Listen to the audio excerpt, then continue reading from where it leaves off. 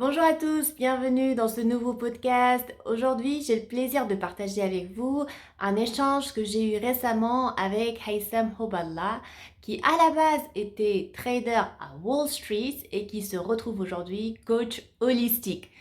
Haitham nous parle de recherche de sens, de quête de soi, mais aussi de responsabilité, et surtout nous invite à basculer dans une autre dimension où l'amour, la foi et la justesse règnent. C'est un podcast qui fait du bien et qui redonne de l'espoir.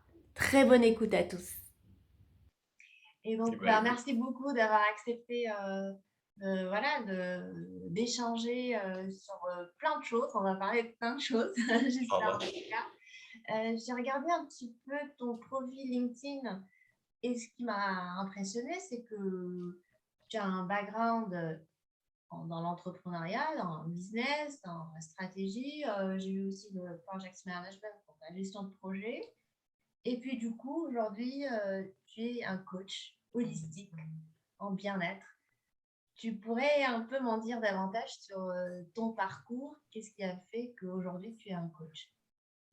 Bah, écoute, déjà, merci à toi de prendre la peine de faire cet entretien avec moi. Je suis très honoré que tu t'intéresses à ce que je fais parce que c'est vrai que tu as l'air d'être dans une véritable démarche de recherche d'excellence, de développement personnel, etc.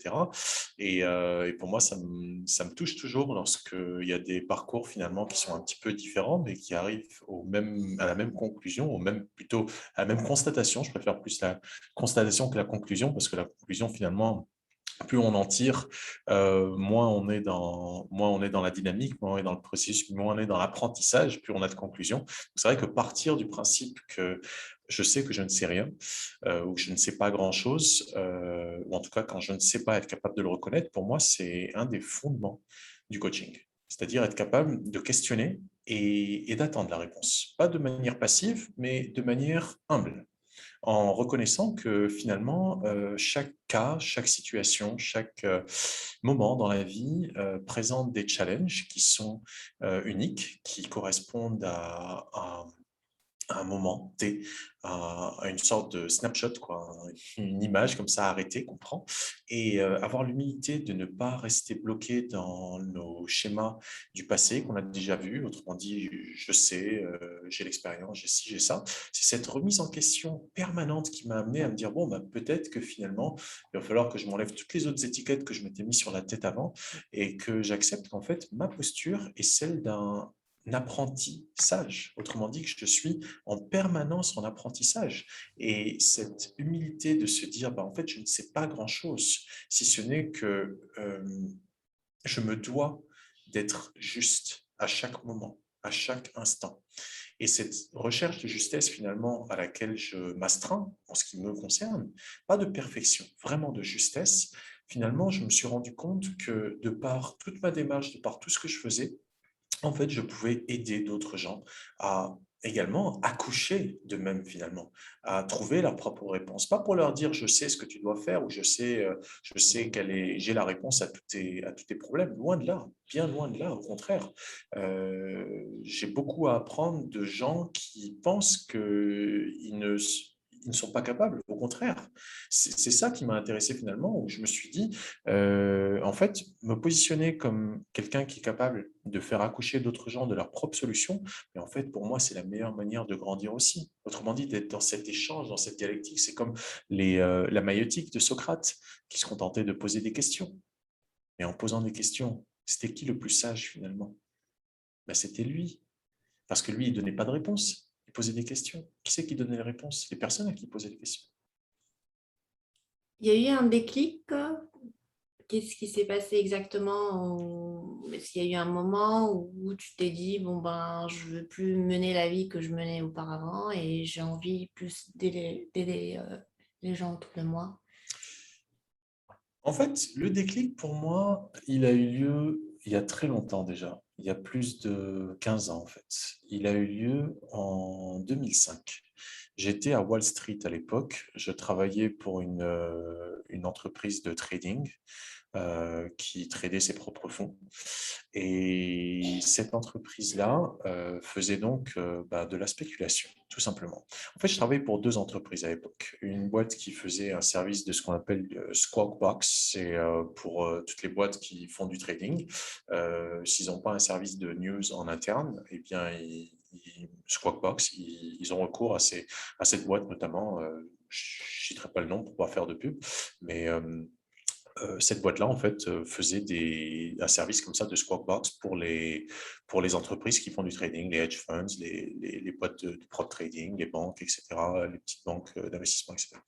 Et donc, je bossais pour ces deux entreprises-là en même temps. J'avais un planning assez dingue, quoi. J'avais deux jobs en même temps. Je commençais le soir je me souviens plus vers quelle heure, mais disons dans la soirée, et je terminais le lendemain vers 14 heures, quoi. Et ensuite, j'allais me coucher, et puis je revenais.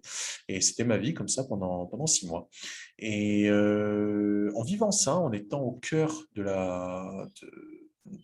Wall Street, disons, même si je n'ai pas travaillé dans des très grandes boîtes à la Goldman, etc. Ça m'a quand même. Je travaillais en fait en face du taureau. Tu vois, le taureau sur la place de Wall Street. Je ne sais pas si j'ai oublié le nom du square, comment il s'appelle, mais voilà, j'étais Broadway Avenue, j'étais au 11 Broadway. Donc vraiment au début de l'avenue, là où il y a le port, là où on voit la statue de la liberté, il y a un gros taureau qui symbolise justement un marché qui est en croissance de bull, parce que le bull, il fait on appelle ça un bull market, le taureau, en fait, il a les cordes comme ça qui montent, c'est un marché qui monte, et tu as le bear market, c'est quand ça descend, c'est un marché qui crache, donc il a les pattes comme ça qui descendent, et donc voilà, j'étais là-dedans, et j'avais trouvé ça passionnant, mais il manquait un élément, c'était la justesse. Ce n'était pas juste que je fasse ça. Parce que spéculer, on peut gagner de l'argent, on peut matérialiser des choses, ça peut être bien, mais en fait, derrière, il faut voir ce que ça crée comme conséquence. Parce que les gens qui pâtissent des conséquences de la spéculation sont beaucoup plus nombreux que les gens qui en bénéficient. Ceux qui en bénéficient, c'est une poignée. Pour qu'il y ait un gars, deux gars, trois gars qui gagnent, il faut qu'il y en ait plein qui perdent. Et c'est ça que j'ai réalisé en fait à cette époque-là, c'est que je m'orientais dans une direction, si je restais là-dedans, qui n'était pas juste dans l'absolu, qui était peut-être juste de manière relative. Je me disais, quel est le meilleur moyen d'aider? Quel est le meilleur moyen de vivre une vie de contribution? On vit dans un monde matériel, un monde finalement matérialiste même, je devrais dire. Donc, c'est la matière. Et qu'est-ce qui symbolise la matière chez nous aujourd'hui, dans ce monde matérialiste? C'est l'argent. Donc, quel meilleur moyen de manifester quelque chose pour que ceux qui ont faim n'aient plus faim, pour que ceux qui ont froid n'aient plus froid, pour que ceux qui ont besoin d'apprendre apprennent? Mais quel moyen? C'est d'avoir de l'argent, comme ça on peut faire tout ça. Eh bien non, parce que j'avais été au cœur de ça. J'avais été dans le trading de devises, en fait, d'euros, dollars, yens, pounds, etc. Et donc, j'étais au cœur de ce système-là en faisant de l'argent grâce à l'argent. Et grâce à cet argent-là, avoir de quoi faire encore plus d'argent. Donc, je me dis, c'est bon, j'ai trouvé la panacée, c'est le truc, c'est le meilleur truc, c'est comme ça qu'on va réussir finalement à changer le monde. Parce que c'est vraiment ça qui m'anime depuis toujours, c'est réaliser qu'on vit dans un monde qui va mal et comment est-ce que je peux faire, moi, ma part pour emmener ce monde dans une direction un petit peu meilleure. Et c'était, n'est-ce pas, un grand homme Gandhi qui disait soyez le changement que vous souhaitez voir dans le monde. Donc j'ai toujours essayé de voir qu'est-ce que je pouvais soit changer concrètement, soit changer en moi pour faire en sorte que ce monde-là soit meilleur. Et donc, à partir de cette expérience-là, où j'ai réalisé que, en fait, pas du tout, l'argent n'était pas la solution. La solution, en fait, c'est l'amour. Et c'est bizarre parce qu'on dit qu'est-ce qui fait tourner le monde? Est-ce que c'est l'argent ou l'amour? C'est toujours l'amour. Même si c'est l'amour de l'argent, mais c'est toujours l'amour. Et donc, à ce moment-là, j'ai réalisé que je ne pouvais pas aller dans cette direction, car lorsqu'on spécule, en fait, on nuit à des millions et des millions et des millions de gens. Que ce soit parce que certains qui devaient accéder à certaines denrées n'y ont plus accès, car le taux, en fait, est beaucoup trop à leur désavantage, donc ils n'ont plus les moyens, ou bien des paysans qui produisent par exemple des denrées, qui du coup, parce qu'il y a une bande de criminels en col blanc qui ont décidé de faire un délit d'initié à Wall Street ou à Londres ou je ne sais où, qui se retrouvent à faire s'écrouler le cours d'une denrée donnée. D'ailleurs, il faut savoir que depuis, je crois, là, quelques mois, l'eau est également tradée sur les marchés financiers. Donc, autant me dire que là, en 15 ans, depuis que j'ai quitté ça, ça ne s'est pas amélioré, ça n'a fait qu'empirer. Et donc, quand j'ai eu cette réalisation, ben, je me suis tout simplement orienté vers un truc diamétralement opposé. J'ai été du côté de ce qu'on pourrait qualifier de l'humanitaire. L'humanitaire, développement durable, développement, disons, développement rural, ce genre de trucs. Les biocarburants, les énergies renouvelables, ce genre de sujets-là, la lutte contre le changement climatique. Bref, j'ai été dans une direction, disons, que moi, je vois comme étant diamétralement opposée, où l'un, c'était l'exploitation et l'autre, c'est la contribution. Et aujourd'hui, avec toutes ces expériences et tout ce que j'ai appris depuis, je sais que on ne peut pas être ni dans le détachement total, ni dans un attachement excessif. On doit être dans une justesse. Il n'y a pas d'autre moyen de vivre si on veut vivre une vie puissante, une vie en fait où non seulement on, on, on s'accomplit, on se réalise, mais en même temps on réalise des choses, on manifeste des choses. Et c'est là où on est entre finalement une croissance spirituelle et une croissance matérielle, vu qu'on vit dans un monde matériel. Et donc trouver le métier où je peux m'accomplir tout en aidant, finalement, tout en accompagnant ce monde dans une direction qui me semble juste, et bien aujourd'hui, je crois que c'est le coaching. Voilà. Puis je te passe tous les autres métiers que j'ai fait entre-temps, hein. Que ce soit déménageur ou DJ de tango ou cuistot ou qu'est-ce que j'ai fait d'autre, livreur, comme tu le sais, je ne sais quoi d'autre, mais voilà quoi. Non, aujourd'hui, je pense que je me sens assez bien dans le métier du coaching. Ceci étant dit, peut-être qu'on en reparlera, mais il y a la question de l'argent qui se pose, qui est un truc avec lequel j'ai encore un certain, disons, pas mal de problèmes, disons. Hmm. Hmm. En fait, ton histoire me fait penser un peu à ce qui se passe en ce moment. Tu as dû voir sur les journaux, la presse américaine, ce qu'on appelle The Great Resignation. Je ne sais pas comment on peut traduire ça, mais la grande Démission? démission, voilà. Ouais, Où il y a des démission. millions d'Américains qui quittent leur emploi pour diverses raisons. Et j'ai échangé avec pas mal d'expatriés américains qui vivent ici sur Paris. Et donc, j'ai pu un peu avoir leur motivation, pourquoi ils ont tout plaqué pour venir ici en France. Mais je voulais aussi avoir ton avis là-dessus. Pourquoi, à ton avis, qu'est-ce qui se passe exactement? Qu'est-ce que ces gens recherchent? Je pense qu'aujourd'hui, plus que jamais, on a besoin de sens, en fait, parce qu'on nous a fait croire à certaines choses, à la vertu de certaines pratiques, de certains modèles sociétaux. On nous a fait croire à tout ça en nous disant que c'était vraiment notre intérêt, que c'était comme ça que notre avenir pourrait être le plus radieux, etc. On y a beaucoup cru. Je pense qu'on est tous responsables de cette croyance collective en l'intérêt de gouvernements puissants, en l'intérêt d'entreprises puissantes, en l'intérêt de systèmes, quels qu'ils soient, de santé, éducatifs, énergétiques, alimentaires, qui soient le plus puissants dans le sens d'acteurs en fait, qui vont pouvoir gérer ces aspects-là de nos vies. Et aujourd'hui, on se rend compte que non seulement on, ce n'est pas quelque chose qui est finalement, ce n'est pas forcément le meilleur modèle parce que ça n'apporte pas tous les bienfaits escomptés. Cette centralisation à outrance, même si on veut nous faire croire qu'il y a de la concurrence, qu'il y a de la compétition et que donc non, non, ce n'est pas centralisé, ce n'est pas communiste, disons. Voilà. La promesse de ce système capitaliste, c'était que plus il y a de concurrence avec la fameuse main invisible de Keynes, plus il y a de concurrence, plus en fait le marché est vertueux, plus il y a d'innovation, plus il y a de bienfaits, parce que du coup, il y a de l'émulation, il y a de la compétition, et donc ça promeut l'innovation. Et c'est faux, on s'en rend compte. En fait, ce que ça promeut, c'est la centralisation. Pourquoi? Parce que les acteurs économiques et politiques et financiers qui sont en fait au cœur du système ont des intérêts qui sont différents de ceux qu'ils servent. Et ça, aujourd'hui, on se rend compte. On se rend compte qu'il y a une centralisation, qu'il y a une sorte sans rentrer dans l'histoire de théorie du complot, mais qui a une sorte d'entente cordiale entre des acteurs qui sont censés être en compétition.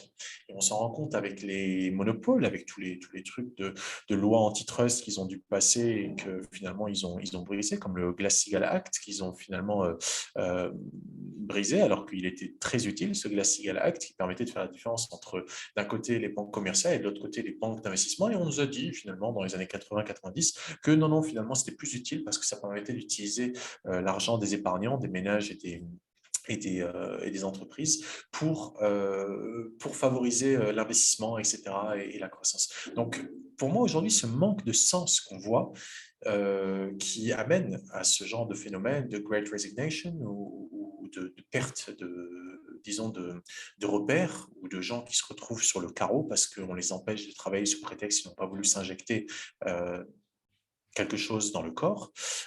Tout ça, c'est la conséquence d'une seule chose, c'est la croyance en la vertu de systèmes qui déresponsabilisent l'individu, où l'individu, en fait, n'est plus maître de ses décisions, que c'est quelqu'un d'autre qui décide pour lui, que c'est quelqu'un d'autre qui fait pour lui, que c'est quelqu'un d'autre, en fait, qui a la responsabilité de répondre à sa place. La responsabilité, c'est le fait d'être habilité à répondre.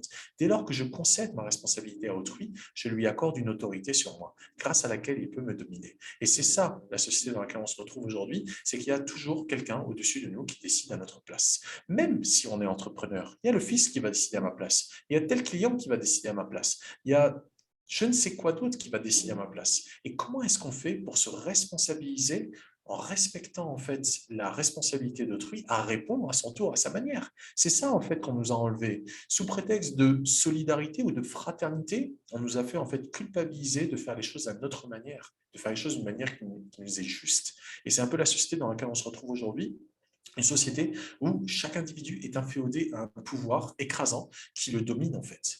Et c'est une servitude volontaire, comme le disait Rousseau, c'est en fait tout simplement la Boétie, c'est tout simplement cet état de fait dans lequel on se retrouve lorsque on a cru à la vertu d'un système qui nous déresponsabilise. Donc je pense que ça vient de là en fait, c'est le fait de se dire mais attends, est-ce que je ne peux pas répondre d'une manière un peu différente? Est-ce que je ne peux pas, au lieu d'être salarié, au lieu d'être dans un système qui finalement ne respecte pas mon individualité, individualité ne veut pas dire égoïsme. Individualité veut dire individualité. Voici un individu, en voici un autre, en voici un autre, en voici. On a nié en fait l'individualité dans la responsabilisation, dans la responsabilité, et on l'a magnifié au niveau de l'égotisme. On a fait que les gens s'imaginent que plus j'ai de likes, plus j'ai un gros salaire, plus j'ai un gros statut, plus en fait je suis responsable.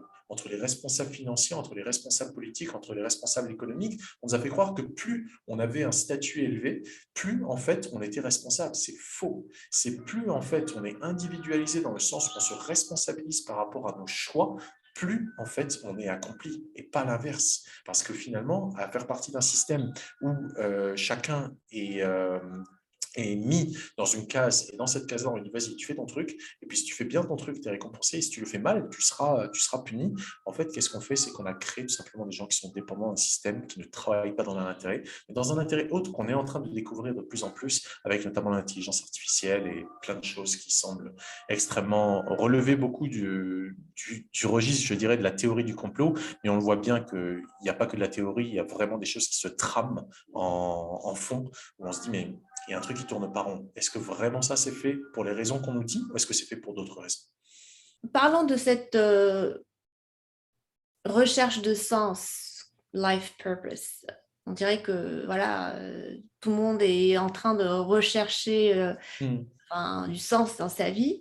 Mais en même temps, la semaine dernière, j'ai regardé un reportage sur les familles afghanes qui vendaient leur petite fille de 5 ans pour 500 euros pour survivre parce qu'ils n'ont plus de quoi manger. Et je me disais, est-ce que cette recherche de sens, elle se produit lorsque voilà, nos besoins basiques ont été remplis, satisfaits, c'est-à-dire on a le frigo qui est plein, on a un toit, on a des vêtements, et c'est à ce moment-là qu'on commence à se poser la question de pourquoi est-ce qu'on vit, qu'est-ce qu'on doit accomplir dans cette vie, ou est-ce que c'est quelque chose de vraiment inné qui se passe dans chacun d'entre nous, quoi. C'est la fameuse pyramide de Maslow qui nous dit qu'on doit d'abord subvenir aux besoins matériels, ensuite statut social, et puis ensuite, enfin avant statut social, je ne sais quoi d'autre, et ensuite besoins spirituels. Pour moi, cette pyramide-là, elle nous a un peu induit en erreur, pour la bonne et simple raison qu'on a cru que c'était des choses séparées. On a fait la différence entre le monde matériel et le monde spirituel, en croyant en fait que l'un et l'autre étaient différents, voire même opposés. Certains, par exemple, ont pu croire, comme moi, que pour pouvoir s'accomplir spirituellement, il fallait renoncer. Il fallait renoncer à ci, renoncer à ça. C'est un piège, encore une fois, car le renoncement est juste une qualité de l'esprit. Mais l'abondance est également une autre qualité de l'esprit. Autrement dit, le fait de ne pas être limité notamment par des croyances. Or, ce système, aujourd'hui, dans lequel on vit, mondialiste, mondialisé et mondialiste, qui a vocation à normaliser tout par la pauvreté finalement, par le dénuement, par le fait que les plus grands et de plus en plus, et les plus pauvres, les plus petits et de moins en moins. C'est par la pauvreté que ça normalise et non par l'abondance. Et la plus grande forme de pauvreté, au-delà de la pauvreté matérielle, c'est la pauvreté morale. C'est le fait de manquer de valeur, de répondre à ses besoins d'une manière qui ne correspond pas, qui n'est pas en alignement plutôt avec nos valeurs profondes, nos vérités authentiques. Dès lors qu'on se met à vouloir faire partie d'un système qui, par essence, comme on le voit, a vocation à détruire, a vocation à exploiter, a vocation à restreindre, a vocation à opprimer, on le voit. Ce n'est pas une opinion, c'est un constat. Et c'est un constat dont je débat quasi quotidiennement avec tant de gens. Mais c'est un constat. Dès lors qu'on constate que ce système-là n'a pas vocation à élever, mais ce système-là a vocation à abaisser, à maintenir, à terrasser même, je dirais, dans la matière, je pense qu'il devient de l'ordre du devoir moral de répondre à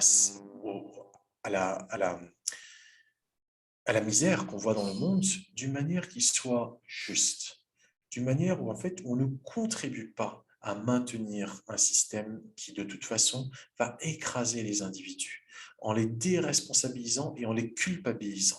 Parce que dès lors qu'on enlève sa responsabilité, ou plutôt dès lors qu'on se dédouane de sa responsabilité, qu'est-ce qu'on fait? On la rejette sur l'autre et on lui dit tu es coupable.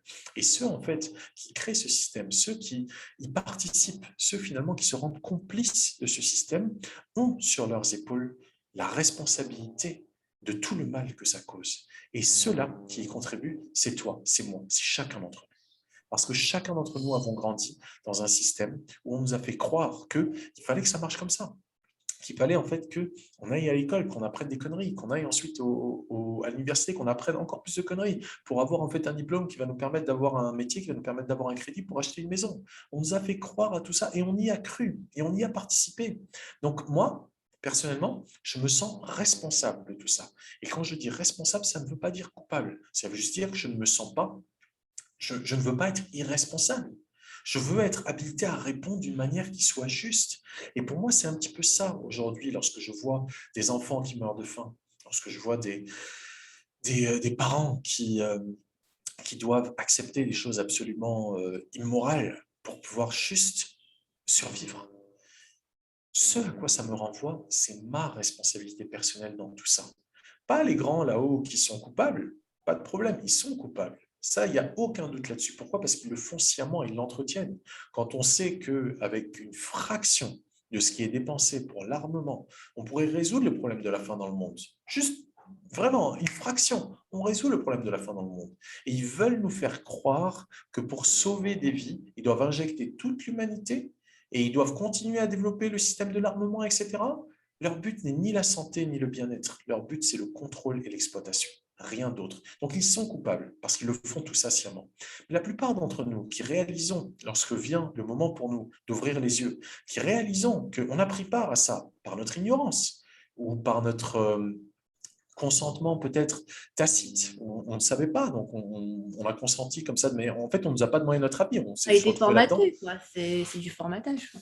C'est du formatage. C'est ce qu'on fait aux enfants dès leur plus jeune âge. On les formate, on les met dans des boîtes. C'est pour ça qu'on les met dans des classes, pour les classer du premier au dernier. Et s'ils ne font pas ce qu'il faut, ils sont punis. Et s'ils font ce qu'il faut, ils sont récompensés. Donc, c'est du formatage. Et là où ça dépasse, on est lag. Donc, en fait, on ne fait qu'interférer avec le développement de chaque individu pour qu'il se conforme. Et ceux qui ne se conforment pas sont exclus. Ceux qui ne se conforment pas sont tout simplement pris, en fait. C'est le système qui fait que, naturellement, ils se retrouvent exclus. Ils ne font pas partie, entre guillemets, de ceux qui décident de la marche de ce monde. Donc, ceux qui décident de la marche de ce monde et qui, en fait, déresponsabilisent les individus et les font culpabiliser, se retrouvent, du coup, à être les véritables coupables. Et c'est vers eux qu'on doit regarder et pas les uns vers les autres en se disant « Ouais, mais toi aussi, tu as été complice de ce système parce que tu étais ignorant ou bien parce que tu as été trop formaté ou je ne sais quoi. » C'est ressentir de la compassion les uns pour les autres parce qu'il y a les victimes visibles, comme ces parents-là auxquels tu fais référence, il y a les victimes qui sont moins évidentes et qui, finalement, de par leur participation à ce système qui est un rouleau compresseur de notre humanité, qui finalement nous rendent complices de manière tacite, par notre consentement tacite à ce que tout cela se maintienne. Donc bien sûr qu'on est dans une société qui va très mal, partout dans le monde, à tous les niveaux, et il n'y a pas d'autre manière, à mon sens, pour rétablir une forme de justesse que de responsabiliser chaque individu, que chacun prenne la mesure de sa part de responsabilité dans les conséquences que l'on voit. Encore une fois, ce n'est pas de la culpabilisation.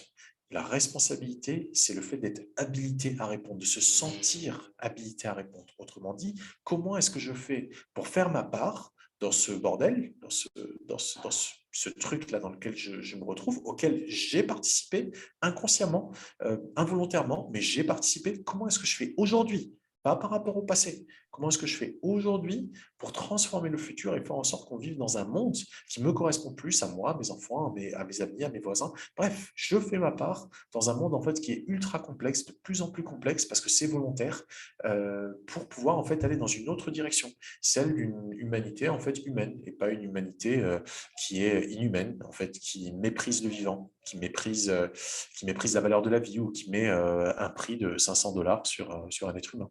Mm.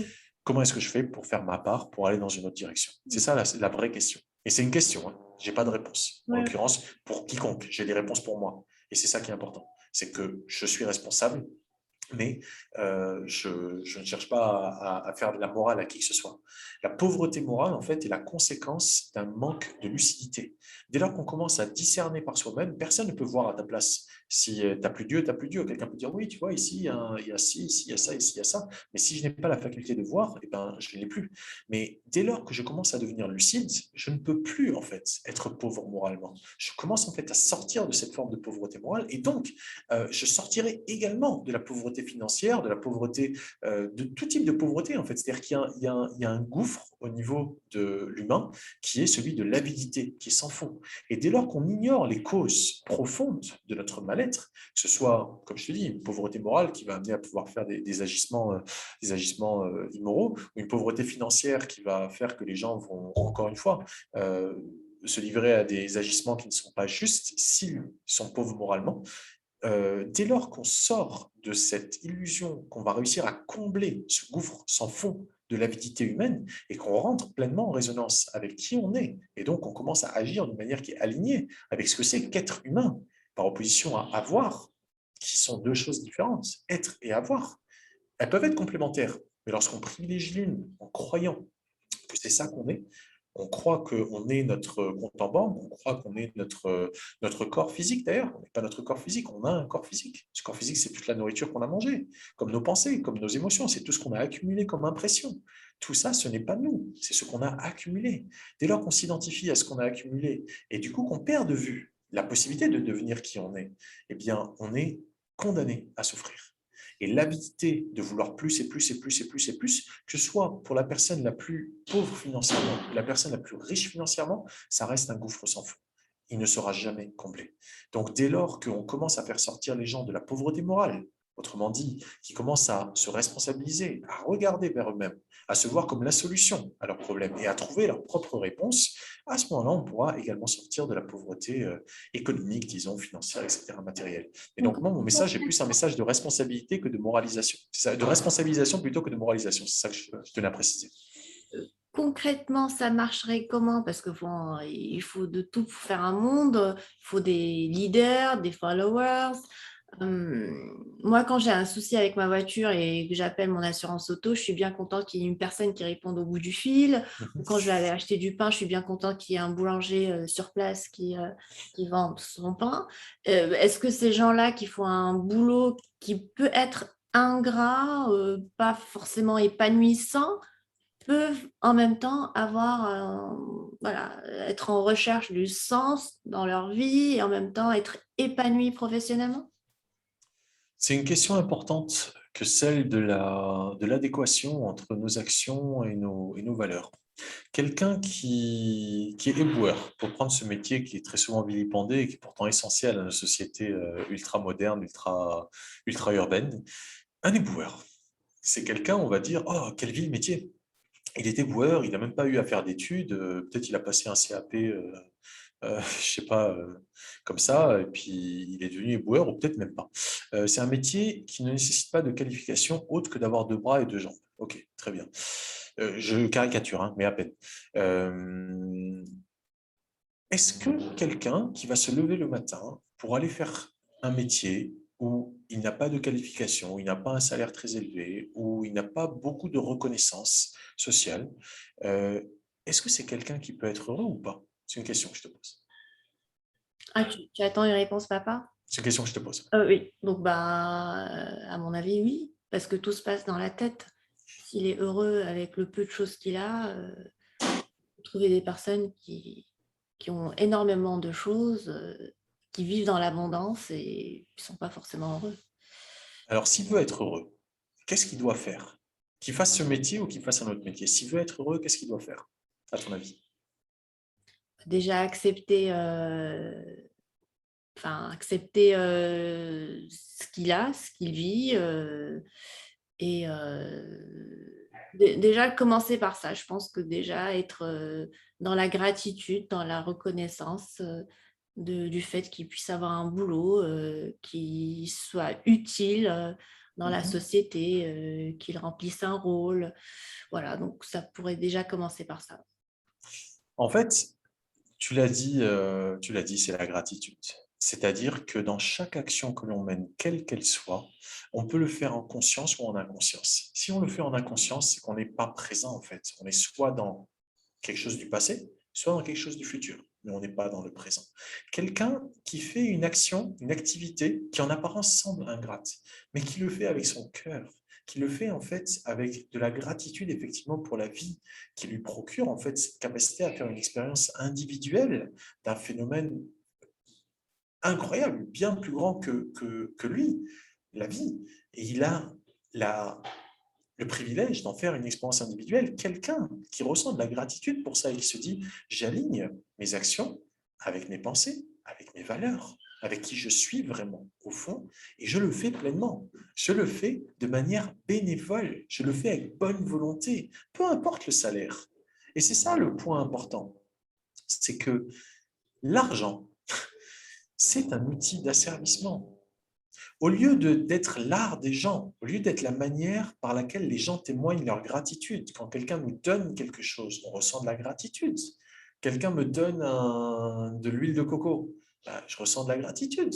Qu'est-ce que je peux vous donner en retour pour cette huile de coco pour laquelle vous avez passé du temps, pour laquelle vous avez cueilli des cocos? D'ailleurs, la vie, hein, comment est-ce qu'on la reconnaît? On la remercie, la vie, avec de l'argent? Pas du tout. On ne peut pas remercier la vie avec de l'argent. Parce que la valeur de la vie est inestimable. On ne peut pas mettre une valeur dessus. C'est inestimable.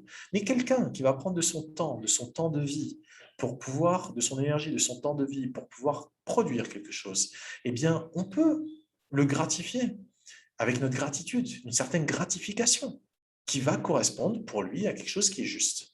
Et donc, quelqu'un qui fait une action, qui fait une activité, qui est dans une certaine branche de métier, eh bien, si ce qu'il fait, il le fait de manière bénévole, il le fait avec bonne volonté, et qu'en plus, il est rémunéré, pourquoi ne serait-il pas heureux? La question, c'est la suivante. C'est, suis-je en adéquation avec ce que je fais à un moment donné? Et si je le suis, est-ce que je fais de mon mieux avec ce que je sais? Si c'est le cas, il n'y a aucune raison que je ne sois pas heureux. Si ce n'est pas le cas, c'est une indication qu'il y a quelque chose à changer. Et comment on organise une société qui va pouvoir occuper des postes et en même temps être en phase avec ses valeurs, avec ce qui, voilà, ses priorités? Comment on fait enfin, en tant que, je sais pas, chef L'entreprise, gouvernement, hein, voilà, des présidents, comment on fait pour organiser une société? est-ce qu'on a vraiment besoin de ces gens? La question qu'on doit se poser, c'est est-ce qu'on a besoin de gens qui vont nous déresponsabiliser? Les 10 responsables politiques, les 10 responsables économiques, les 10 responsables je ne sais quoi. Est-ce qu'on a besoin de ces gens? C'est quand on est responsable, est-ce qu'on a plus de privilèges ou est-ce qu'on a plus de devoirs? On a plus de devoirs. Aujourd'hui, les responsables, c'est eux qui ont le plus de droits, c'est eux qui s'octroient des droits qu'ils ne devraient pas avoir. C'est eux qui, de manière complètement impunie, peuvent faire la pluie et le beau temps, nuire aux autres et s'en tirer sans aucun souci. Donc, c'est responsable. Est-ce qu'on a vraiment besoin d'eux? Moi, je pense qu'on n'a pas besoin d'eux. En fait, je pense qu'ils sont là pour nous indiquer à quel point est-ce qu'il est temps que l'on se responsabilise. À quel point est-ce qu'il est temps qu'on arrête de renoncer à notre propre représentativité, autrement dit, qu'on arrête de se faire représenter par autrui, qu'on arrête de faire en sorte que quelqu'un d'autre décide à notre place, que quelqu'un d'autre sache mieux que nous, que quelqu'un d'autre soit plus intelligent pour être nous que nous. Parce que grosso modo, c'est ça. L'intelligence de la vie, elle a été partagée sous toutes les formes de vie. La vie n'a pas accordé plus d'attention à un être humain qu'à un criquet, par exemple, ou qu'à une feuille d'arbre. Tu prends une feuille d'arbre, tu regardes dans le détail, tu regardes la complexité de cette feuille-là, et tu prends une autre feuille du même arbre, et tu les regardes, tu vas voir, elles sont différentes. La vie, dans son infinie intelligence, n'a pas accordé plus d'attention à une infime forme de vie qui a l'air insignifiante qu'à celui-ci. Aucune attention de plus. Par contre, l'intelligence qui anime une feuille et l'intelligence qui anime cet être humain, elles sont dotées d'une... euh, elles sont accompagnées d'un discernement qui est lié à la forme. La forme d'une feuille est différente de la forme d'un être humain. L'information qui a donné cette forme à cette feuille est différente de l'information qui a donné cette forme à cet être humain. Donc, même si on a tous la même intelligence, on doit faire preuve d'un discernement individuel. On ne peut pas dire à un chat comporte-toi comme un poisson, on ne peut pas dire à un poisson comporte-toi comme un singe, et on ne peut pas dire à un être humain comporte-toi comme une feuille. Donc, dès lors qu'on accepte notre responsabilité individuelle parmi les innombrables espèces qui existent sur la planète, il faut faire de même au niveau d'une société donnée.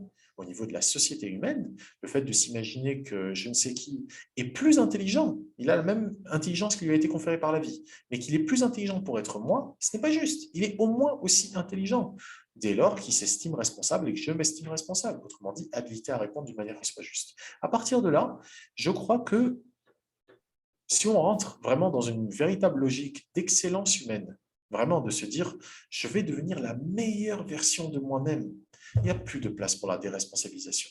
Il n'y a pas de place non plus pour la culpabilité. Il n'y a que de la place pour la responsabilité. La responsabilité et l'intégrité. L'intégrité, pour moi, c'est un sujet fondamental qu'aujourd'hui, je suis en train de découvrir de plus en plus. Je donne des ateliers sur ce sujet depuis 3 semaines maintenant et je vais continuer tous les samedis à 19h. Et donc, c'est fondamental de voir qu'est-ce qui relève d'une posture d'intégrité où je sais que je ne suis pas en train disons, de me mettre hors d'intégrité, que ce soit par excès ou par manque. Je suis en train de faire de mon mieux avec ce que je sais à un moment donné et je me sens pleinement responsable. C'est-à-dire que je ne vais faire culpabiliser personne de mon mal-être et en même temps, je vais mobiliser toutes mes ressources, toutes mes capacités pour répondre de la manière la plus juste à certaines circonstances. C'est ça l'intelligence en fait. C'est vraiment ça. C'est pas la mémoire, c'est pas tout ce qu'on a accumulé comme information et comme expérience et je ne sais quoi. C'est être capable de répondre d'une manière appropriée à des circonstances données. Et plus en fait cette réponse elle est appropriée, plus on se montre digne de cette intelligence que nous a conférée la vie. Et donc à partir de là, je serais tenté de dire par rapport à ta question plus précisément que on n'a juste pas besoin que des responsables qui soient élus ou qui soient autoproclamés décident pour nous. Si on fait confiance à cette intelligence de la vie qui a été également distribuée selon à tous les êtres. Si on fait confiance à cette intelligence de la vie, qu'on se responsabilise et qu'on respecte certaines postures d'intégrité, il n'y a plus que des solutions. Il n'y a plus de problème. Il n'y a que des solutions. Donc j'ai compris que l'épanouissement professionnel et l'argent, c'est possible. Maintenant, est-ce que la spiritualité et l'argent ou la réussite financière, c'est possible aussi? En fait, quand on parle d'épanouissement et qu'on se met à le diviser, il n'y a plus d'épanouissement. Car la vie n'est pas quelque chose qu'on peut segmenter. La vie est un flux. La vie est un phénomène qui ne s'arrête jamais. Aujourd'hui, elle est sous cette forme. Lorsque ce corps aura terminé son parcours sous cette forme-là, la vie va continuer, mais sous une autre forme. Donc, dès lors qu'on commence à segmenter la vie, voilà, ça c'est professionnel, ça c'est privé, ça c'est familial, ça c'est sexuel, ça c'est je ne sais quoi, on commence en fait à sortir de l'épanouissement et à rentrer directement dans la frustration. Il n'y a une seule manière de vivre. En fait, il y a deux manières de vivre puissamment, de manière puissante. La première, c'est en étant conscient. La deuxième, c'est en étant inconscient. Entre les deux, on est dans la frustration. Soit on est vraiment conscient, soit on est vraiment inconscient.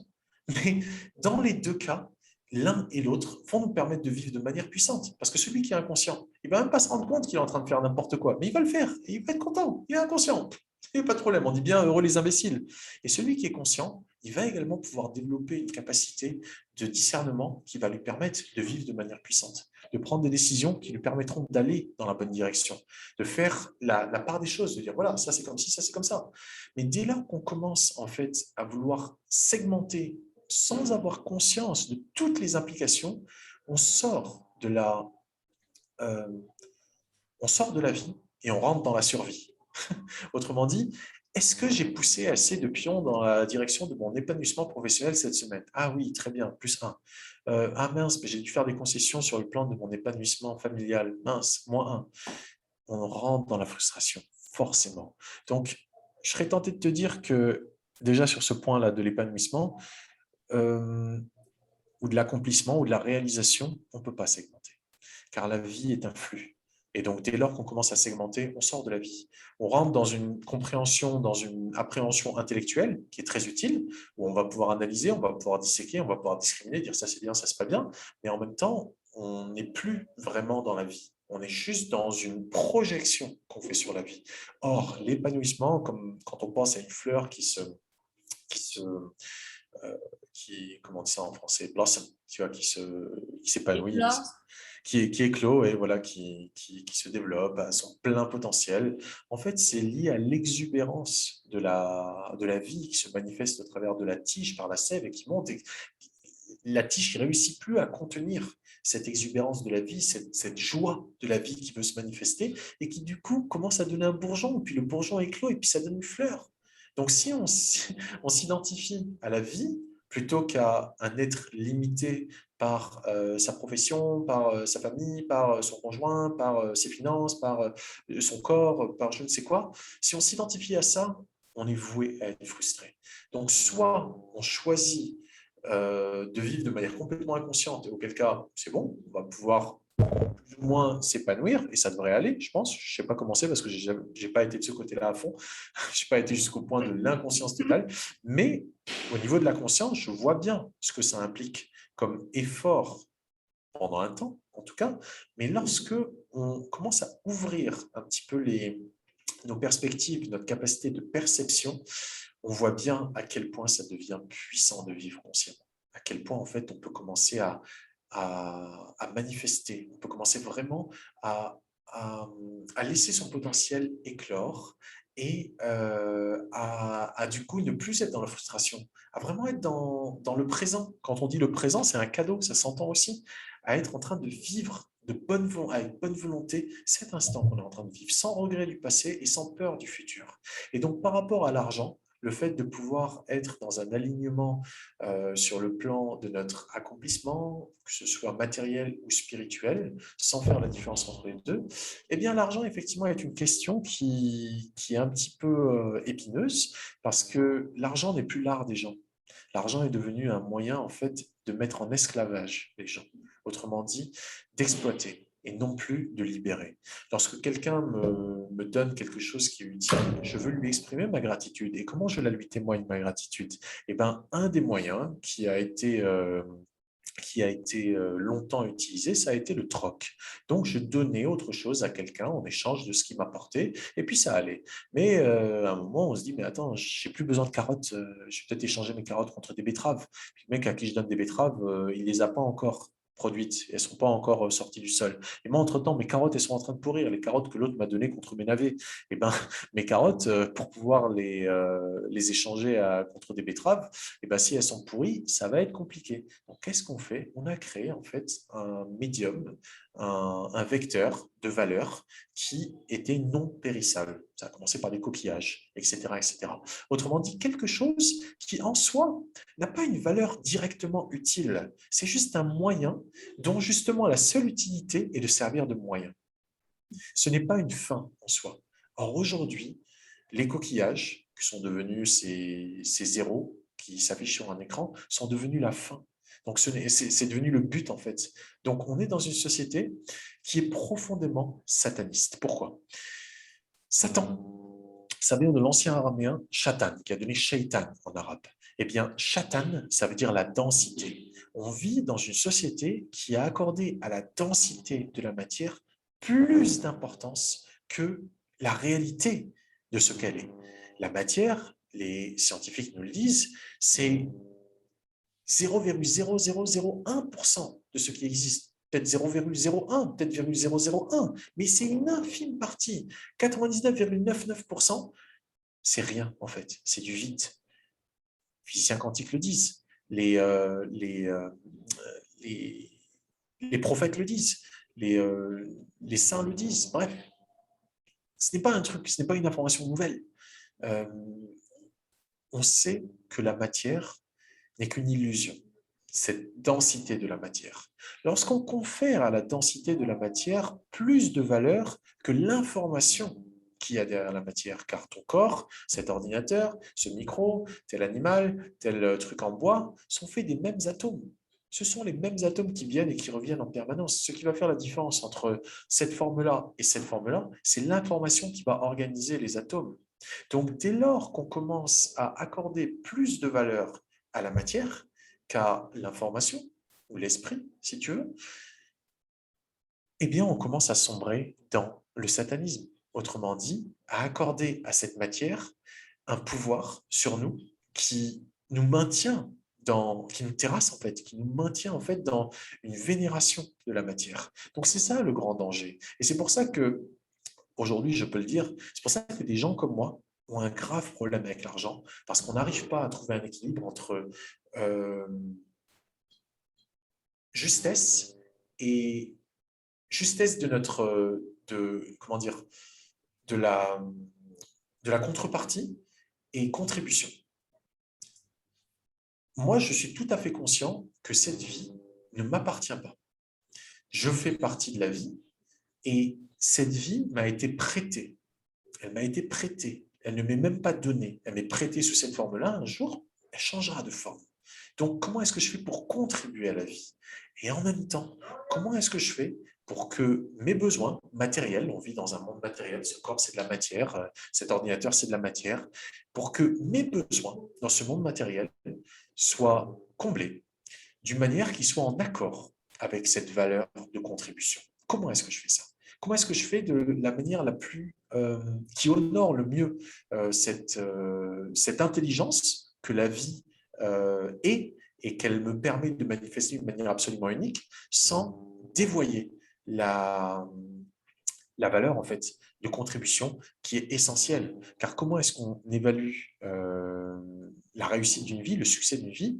C'est pas combien on a accumulé, c'est à quel point est-ce qu'on a pu contribuer à d'autres formes de vie. Parce que la vie, en fait, sous toutes ses formes, puisse s'épanouir. Et c'est comme ça qu'on évalue la pertinence d'une vie humaine, en tout cas. Combien on a contribué, combien on a aidé, combien on a soutenu. Pas dans une démarche de sacrifice, au contraire, dans une démarche de responsabilité, où on décide que selon telle circonstance, eh bien, on va répondre d'une manière donner, sans culpabilité, sans tout ce genre de choses, sans peur. Au contraire, en étant parfaitement aligné avec nos valeurs. Donc l'argent, aujourd'hui, est plus un outil d'asservissement par la peur, par le manque, par un besoin inassouvi, par la comparaison, un tel a plus, un tel a moins. Ah, il faut tant pour avoir un iPhone 15 ou un iPhone 32, ou il faut tant pour avoir telle voiture dont je rêve parce que j'ai vu tel Instagrammeur l'avoir, etc. C'est plus devenu un outil d'asservissement du potentiel humain qu'un outil d'épanouissement individuel. Et c'est ça que je déplore, et c'est pour ça que moi, personnellement, et tant d'autres comme moi, en fait, on a un vrai problème avec l'argent que je suis en train de résoudre. Je viens de trouver, il y a quelques semaines à peine, un modèle qui me convient, où je peux à nouveau parce que j'avais arrêté de coacher individuellement pendant un temps, je me contentais de coacher collectivement, parce que j'estimais que les circonstances étaient beaucoup trop complexes pour que je consacre mon temps à faire de l'entrepreneuriat ou à gagner de l'argent. Pour moi, ça ne m'intéressait plus. Mais aujourd'hui, je me rends compte que mes besoins matériels dans ce monde-là me rattrapent pour pouvoir avoir, par exemple, ne serait-ce qu'un terrain sur lequel pouvoir vivre tranquillement. Si notre société là, continue à aller dans la direction d'un apartheid entre injecté et non injecté, il y a toutes les chances pour que on ait besoin, d'une manière ou d'une autre, de créer de l'autonomie avec des communautés qui seront interdépendantes, mais qui ne seront plus toutes codépendantes d'un système qui vise à nous opprimer, en fait, à nous terrasser. Donc, ne serait-ce que pour ça, je me rends compte qu'il y a des besoins et pour moi, il est hors de question enfin, hors de question. Disons que ce n'est pas dans ma culture, ce n'est pas dans ma dans ma manière de faire, de dire donnez-moi des dons juste comme ça. Non. J'aime donner. Et je me rends compte que c'est important également qu'il y ait une contrepartie. Parce que si on ne fait que contribuer, si on ne fait que donner et qu'on ne s'assure pas que d'un autre côté, on n'a pas une activité qui vise également à avoir une certaine croissance, notamment sur le plan matériel, on est juste dans la contribution et que donc ça nous nourrit spirituellement, mais qu'au niveau matériel, on ne fait pas assez attention à ça, on risque de se retrouver dans une situation où tant qu'on n'aura pas encore réussi à faire le switch vers un monde sans argent, un monde de bénévoles, chacun en fait fait les choses avec bonne volonté, partage sans compter. Tant qu'on n'aura pas basculé vers ça risque de prendre quelques années, parce que ça viendra, c'est certain, mais ça risque de prendre quelques années. Ben, pendant cette période-là, il faut faire les choses de manière suffisamment intelligente et responsable pour pouvoir contribuer, mais également pour pouvoir recevoir. Donc là, ça fait quelques semaines déjà que j'ai commencé à mettre en place un modèle où je suggère un montant de donation pour un tel ou telle offre que je fais. Là, pour l'instant, c'est juste l'atelier intégrité. Là, cette semaine, je reprends les coachings individuels. En principe, cette semaine ou la prochaine, on va voir. Ça dépend à quel point j'aurai réussi à mettre en place, à organiser mon planning. Mais ce sera sur la base d'une donation d'un montant libre mais convenu. Pour l'atelier, je suggère un montant de 11,11 € et il y a des gens qui donnent plus, il y a des gens qui ne peuvent pas donner. Je les invite avec énormément de joie et d'amour et de compassion surtout. S'ils ne sont pas capables de contribuer à un moment donné, il est quand même de mon devoir de les aider. Ça c'est quelque chose qui, moi, me révulse au plus haut point, c'est que ceux qui ont le droit, et ceux qui n'ont pas le droit. Ça, c'est honteux. C'est quelque chose qui, moi, m'a toujours, disons, troublé, perturbé, le fait que ceux qui n'ont pas, ils n'aient pas le droit. C'est horrible, je trouve, en tant que membre de cette même humanité. Et donc, même pour mes coachings individuels, ben, ce sera sur la base d'un don dont le montant aura été convenu. Et voilà, et je me sens super à l'aise. Donc, comment concilier dire, OK, est-ce que ça correspond vraiment à ce que je sais être juste ou pas? Si ça ne correspond pas, comment est-ce que je fais sans tomber dans la concession et dans le laxisme, mais comment est-ce que je fais pour trouver en moi la ressource pour innover et faire en sorte que ça devienne congruent. Et c'est là finalement où ça nous pousse à nous dépasser, ça nous pousse à grandir et à trouver des nouvelles manières de faire pour justement aller vers une vision où on n'est plus dans la dualité, c'est bien, c'est pas bien. Non, non, une vision où on commence à rentrer en fait dans l'acceptation. Tu l'as évoqué tout à l'heure, on commence à rentrer dans une résonance profonde, pas avec un mental qui souvent est conditionné par ces accumulations du passé, mais au contraire, ça commence à résonner dans le cœur. Et on se dit, ah ok, là c'est juste, je fais de mon mieux. Là vraiment, je fais de mon mieux. Hmm. Nous, c'est un modèle économique assez intéressant. On a vu Khan Academy, je ne sais pas si tu connais. Mhm. qui est basé principalement sur les dons. Il y a Wikipédia aussi. Donc oui, ça peut être vraiment une source de revenus importante et je l'espère pour toi. Alors Khan Academy et Wikipédia sont des très beaux exemples de financement participatif, où c'est un projet qui est dans l'intérêt collectif. Maintenant, pour moi, là, ce qui m'anime actuellement, c'est de faire une activité qui est individuelle, si tu veux, dans le cadre d'un coaching privé, mais sur la base d'une donation d'un montant qui est convenu. Donc, c'est pas dans l'intérêt, finalement, si, parce que quand on améliore un individu, quand un individu devient une meilleure version de lui-même, ben, il sert le monde d'une manière qui est meilleure. Donc, de toute façon, ça a un intérêt général. C'est dans notre intérêt en commun, c'est celui de notre humanité. Mais c'était ça, justement, c'était faire ce basculement, se dire, OK, je vais pouvoir faire ça également dans mes transactions, disons, avec des clients qui veulent travailler de manière privée avec moi, de manière individuelle avec moi. Euh, Comment faire ça? Comment faire ça en restant aligné avec mes valeurs? Mm. Et, euh, et ouais, et Ouais. je pense que chacun en fait peut trouver ses solutions. Oui, j'ai vu ce modèle aussi appliqué par des profs de yoga. Mhm. Je sais pas, peut-être que ça vient un peu de la tradition indienne aussi, les dons, je sais pas trop. Mais en tout cas, effectivement, c'est en équilibre avec tes valeurs et avec qui tu es. Ouais, effectivement, il faut être un peu patient au début, j'imagine, avant de pouvoir, voilà, avoir une certaine, comment dire, réputation pour pouvoir avoir suffisamment, générer suffisamment de revenus pour voilà, pouvoir s'acheter un terrain. Oui, oui, écoute, j'ai une vision, moi, extrêmement, disons, je ne vais pas dire idéaliste, mais une vision très optimiste de la vie, où je me rends compte que finalement, entre ce que je pense que je dois faire ou ci ou ça, et ce qui est vraiment juste, il y a parfois un monde. Hmm. Il y a vraiment un monde. Et donc, tu vois, se fixer des objectifs, je sais bien, on dit ce que tu ne comptes pas n'existe pas. Autrement dit, si tu n'as pas fixé les objectifs, tant que c'est flou, ça n'existe pas, on ne peut pas le compter. Donc, ça, c'est pas un objectif, c'est pas quelque chose sur quoi on peut compter pour le coup. Je sais bien qu'il y a cette vision-là, mais moi, c'est pas une vision à laquelle j'adhère.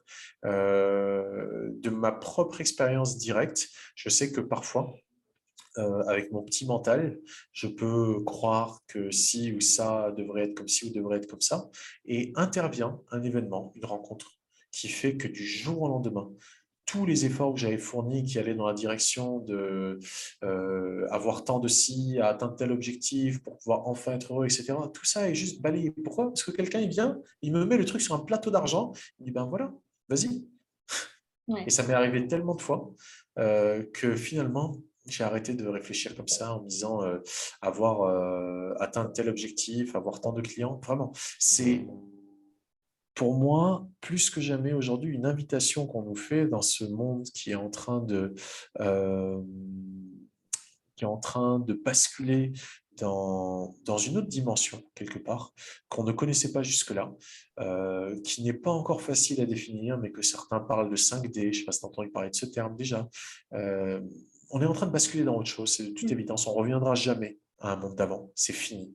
En tout cas, hors de question pour des gens comme moi, entre guillemets, qui n'étaient déjà pas satisfaits à la base de ce système-là d'asservissement volontaire, de servitude volontaire, et qui en plus savent que on peut, à partir de la créativité humaine, à partir de cette ressource humaine qu'il ne faut pas exploiter, mais qu'il faut exprimer, que chaque individu se mette à l'exprimer plutôt qu'on continue à exploiter les êtres humains comme des ressources, qui fait écho à cet exemple de la petite fille de 5 ans qu'on vend, c'est juste terrible. Euh, mais il y a de toute évidence des nouvelles perspectives à explorer et dans la direction desquelles on doit explorer.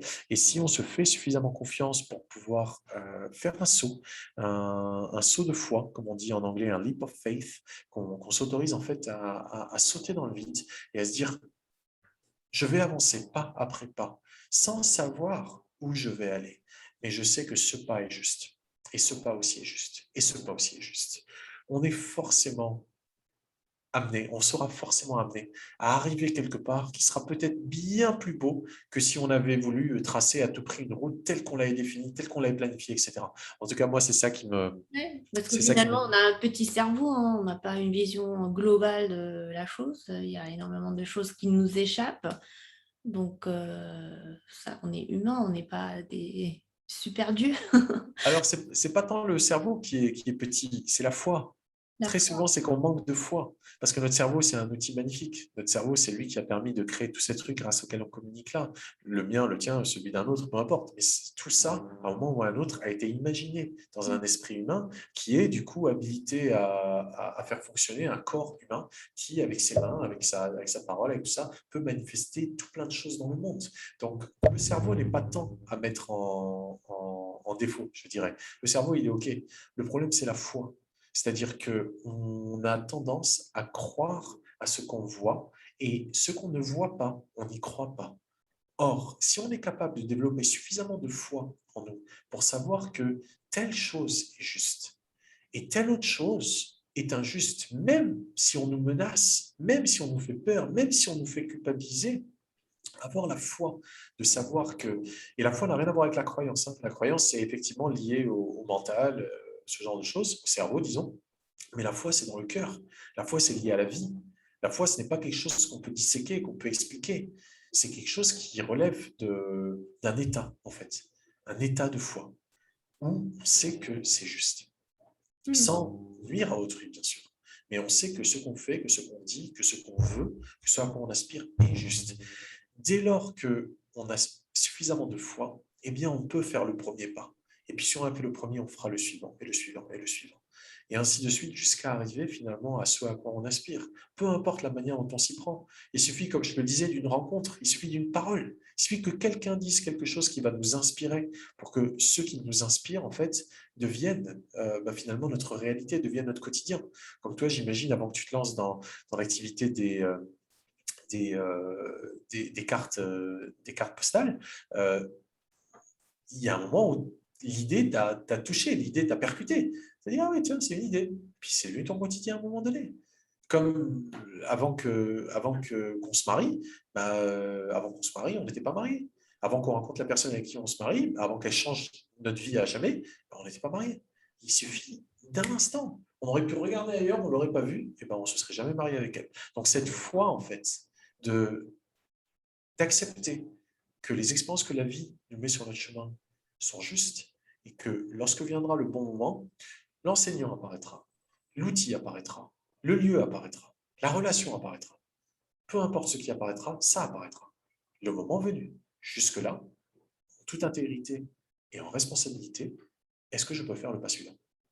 Alors, comment on fait pour être juste et rester connecté à soi lorsqu'on est constamment bombardé d'informations, de messages, dans la rue, à l'école, au travail, dans le métro, même parfois même dans son lit, hein, avec son téléphone.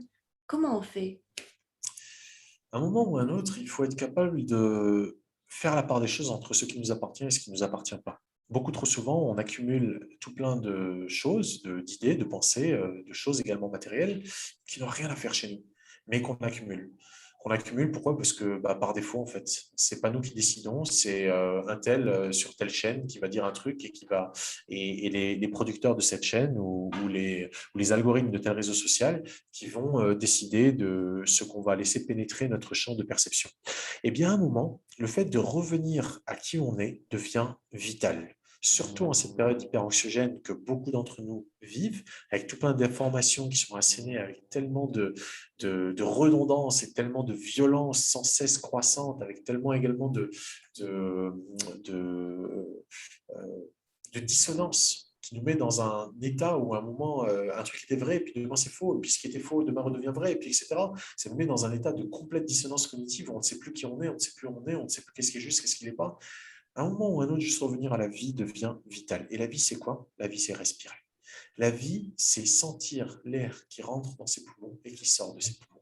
Donc, être capable, lorsque on sent que finalement, il y a quelque chose qui va mal, qu'on s'est laissé dominer par la peur ou par la culpabilité, qui sont généralement les deux grands ennemis qui nuisent à notre intégrité, sont ce que j'appelle les armes de destruction massive de l'intégrité. C'est la peur et la culpabilisation, généralement. Eh bien, dès lors qu'on sent qu'il y a de la peur, on peut appeler ça le stress, on peut appeler ça l'anxiété, peu importe comment on l'appelle, ou qu'on sent qu'il y a de la culpabilité qui commence à émerger, qui commence à monter. Est-ce que j'aurais dû, etc. Revenir à un truc super simple, la respiration. Notre respiration naturelle, telle qu'elle est, telle que l'air rentre, telle que l'air sort. Juste observer cette respiration, s'autoriser à inspirer profondément, à laisser l'air rentrer, puis le laisser sortir. On peut également juste relever les épaules, comme ça, mettre un petit sourire et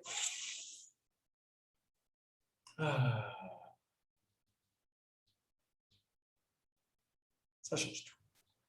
Ça change absolument tout. Parce qu'on revient en fait à un état de corps qui a une incidence sur notre état d'esprit. Ce qui se passe au niveau du mental, ce qui se passe au niveau du corps, c'est la même chose. C'est juste que ça vibre à une fréquence différente. Et qu'est-ce qui fait le lien entre les deux? C'est les sensations. Donc la respiration, dès lors qu'on sent sa respiration, évidemment, si on ne la sent pas naturellement, on peut inspirer plus profondément et on peut expirer plus profondément, mais juste le fait de la sentir, c'est absolument magique. Je ne sais pas si tu as déjà fait ça. Juste observer ta respiration naturelle telle qu'elle rentre, telle qu'elle sort. Juste ça, ça peut mettre dans des états de bien-être absolument dingues. Absolument dingue. Bien meilleur que lorsqu'on a mangé une glace au chocolat ou je ne sais quoi. Euh, Ça peut nous mettre dans un profond état de bien-être, en fait.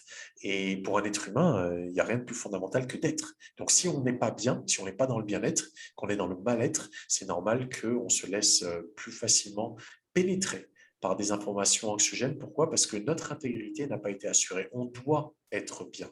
C'est ça le fondement de l'intégrité pour un être humain, c'est s'assurer qu'il n'y a pas de choses, en fait, il n'y a pas de failles qui sont ouvertes et qui permettent à tout plein de saloperies de rentrer.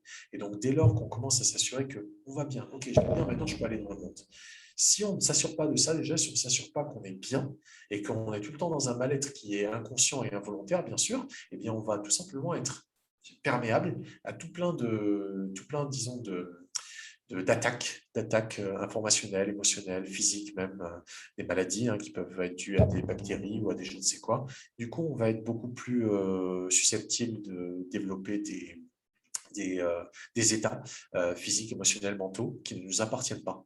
Donc, être capable de revenir à la respiration me semble être un outil pour pouvoir faire face à ça qui est très utile, qui est même fondamental, je dirais, et petit à petit, se libérer de ce qui ne nous appartient pas également. Tu me l'as mentionné tout à l'heure, tu n'as pas eu l'occasion de prendre part à une heure du cœur complète, je crois, mais tous les vendredis à 19h, je propose cette heure du cœur qui désormais est devenue publique sur YouTube. À la base, c'était dans des cercles privés. C'était tous les jours au début, je le faisais tous les jours quand j'avais vu, je crois, vers mars, que vraiment les gens allaient super mal.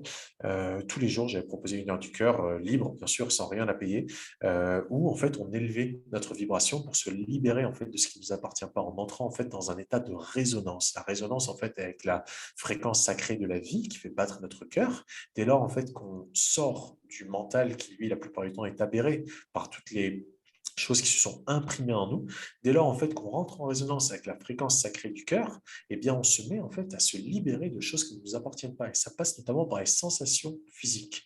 Donc que ce soit l'heure du cœur que je propose du coup gratuitement, librement tous les vendredis à 19h, ou que ce soit par n'importe quelle autre technique, n'importe quelle autre, disons, méthode qui a vocation à nous permettre de nous libérer par l'observation des sensations naturelles, corporelles, des sensations qui se manifestent à travers le corps physique, mais qui sont en fait l'interaction, le fruit de l'interaction entre le mental et le physique. Et donc, on observe ces sensations sans y réagir. N'importe quelle méthode, n'importe quelle technique, n'importe quelle démarche qui vise à nous permettre d'observer le corps tel qu'il est, en ayant conscience des sensations qui se manifestent sans y réagir, est une méthode en fait qui nous permet de nous libérer et donc d'aller vers un mieux-être. Je dirais voilà, les deux choses que je pourrais recommander, c'est ça, c'est la respiration, revenir à sa respiration dès lors qu'on se rend compte qu'il y a une certaine forme d'état de mal-être qui est en train de se manifester et se libérer des émotions, des pensées, des douleurs physiques qui peuvent être restées imprimées dans le corps, imprimées venant d'impression, pression à l'intérieur, toute la pression qui est restée à l'intérieur, s'autoriser à l'exprimer de la manière la plus directe qui soit, autrement dit au travers de l'observation des sensations sans y réagir. Je t'avoue que je m'attendais à ce que tu dises il faut limiter sa consommation des réseaux sociaux, voilà, supprimer ses comptes, Non. ne plus regarder YouTube. Tu sais, Mais mon discours n'est jamais moralisateur. Parce que, tu sais, je vois bien les travers dans lesquels on est. C'est des travers qui sont dus à notre époque et il y a pas, si tu veux, de jugement, de valeur, de morale à porter sur les comportements des uns et des autres. Il nous faut juste être responsable, que chacun d'entre nous décide de la manière qui est la plus juste pour lui de répondre en alignement avec son intégrité, en accord avec son intégrité. Dès lors qu'on est dans ça, il n'y a pas de... Si tu veux, la respiration, c'est un truc universel. Nos sensations, c'est un truc qu'on ressent. Ça, c'est vrai. Ça, c'est juste pour chacun d'entre nous. Peu importe ce que j'ai mangé, peu importe ce que j'ai regardé, peu importe à qui j'ai parlé. On ne peut pas dire ne parle pas à un tel, ne regarde pas. C'est pas bon. C'est moralisateur. Du coup, c'est culpabilisateur. Et c'est sur ça qu'on s'est construit. Donc non, tu m'entendras jamais dire ce genre de truc.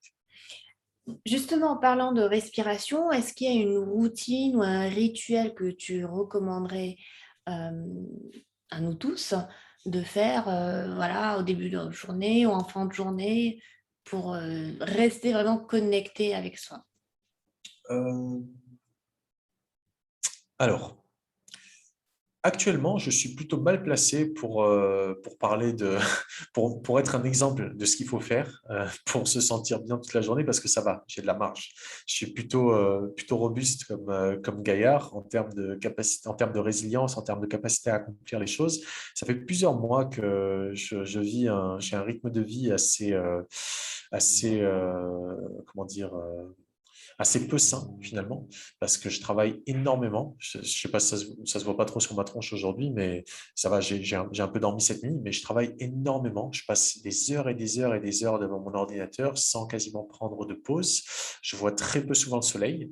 En tout cas, je sors, tu vois, je me dégourdis très très peu les jambes actuellement. Mais je sais que c'est une phase. Je sais que c'est vraiment une phase, une période. Et je suis en train de commencer à en sortir. Ma femme arrive là vendredi de Moldavie où elle est actuellement. Et donc, je sais qu'à un moment ou à un autre, ça va pouvoir durer. Mais là, du coup, j'étais en train de tirer, tirer, tirer, tirer, tirer. Donc, c'est vrai que je ne suis pas un exemple actuellement. Je ne peux pas en tout cas me citer comme exemple. Mais voilà ce qui est important, je dirais. Euh, le soleil. Le soleil, c'est fondamental. Le soleil, la lumière naturelle, c'est fondamental. L'exercice physique, c'est fondamental.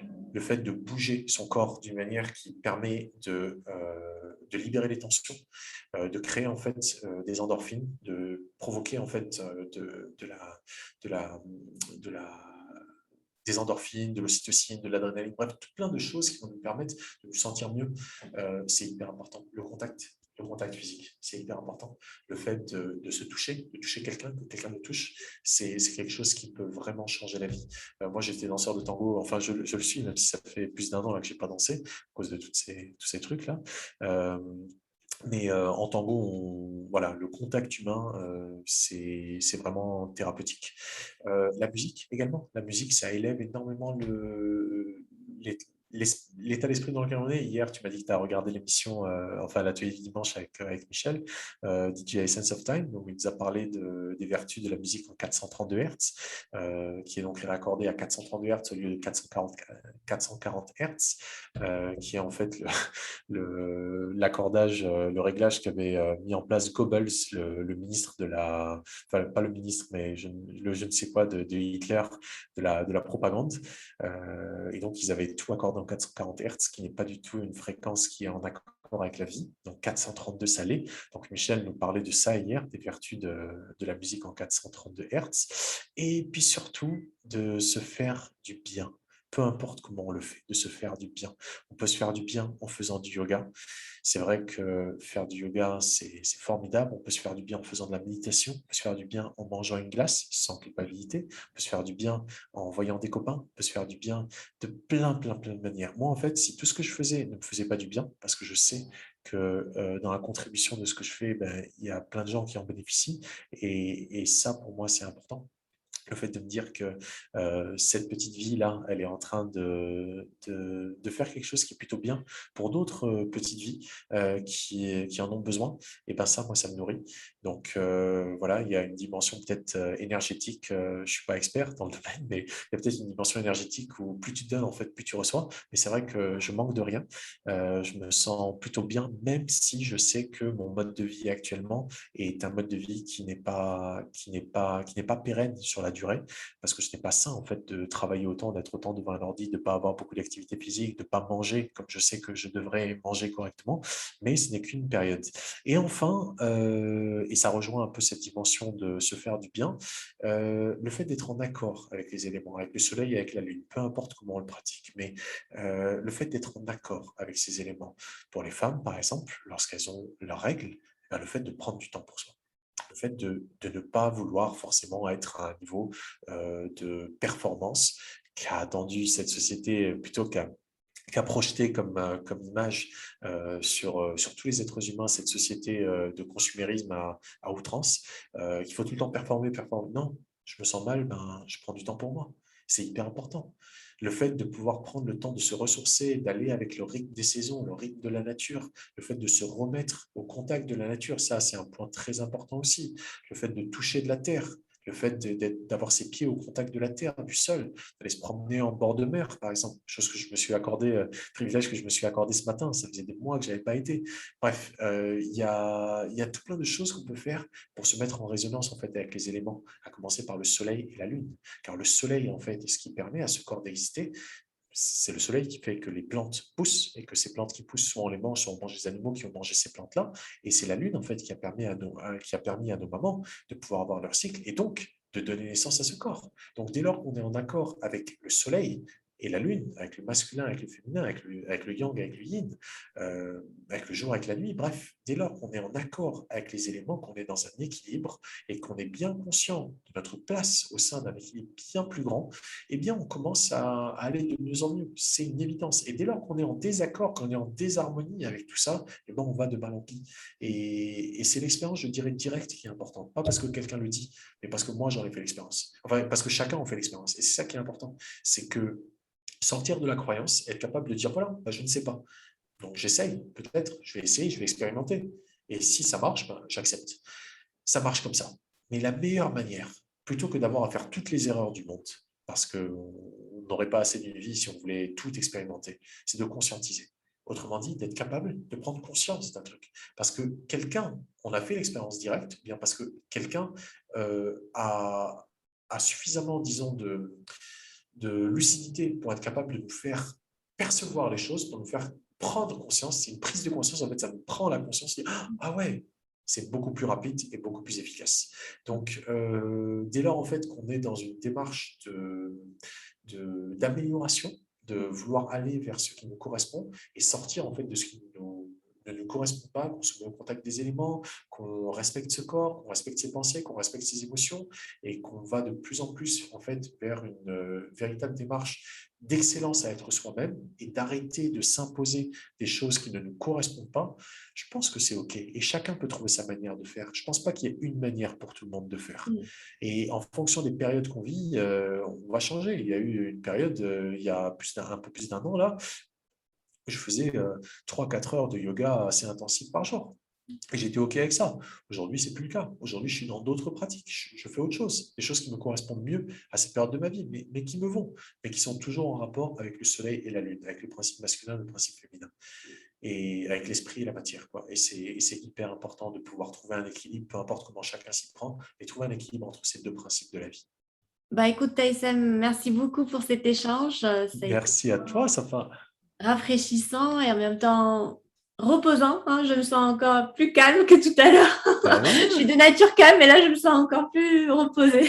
Donc, merveilleux, merci. Je merveilleux, pense que c'est merveilleux. ta voix, hein. Ça doit être ça, hein, la magie de la voix que tu as. Comment on fait pour te contacter? Oui, Alors par mail, aissam@obala.com, tu pourras le mettre, je pense, dans la description, oui, et, oui. ou via mon site que je suis en train de refaire, aissamobala.com. Je suis en train de le refaire parce qu'il est un petit peu ancien, mais comme j'avais d'autres priorités, j'ai pas pu lui accorder beaucoup de temps, mais ouais, soit par mail, soit via mon site. Bah écoute, je te souhaite plein de bonnes choses, hein. On reste en contact. Je te tiendrai au courant quand le podcast sera publié. Et puis, voilà. Inch'Allah. Inch'Allah. Merci beaucoup, Safa, et bravo à toi. Thank you. See you later. Bisous. Bye.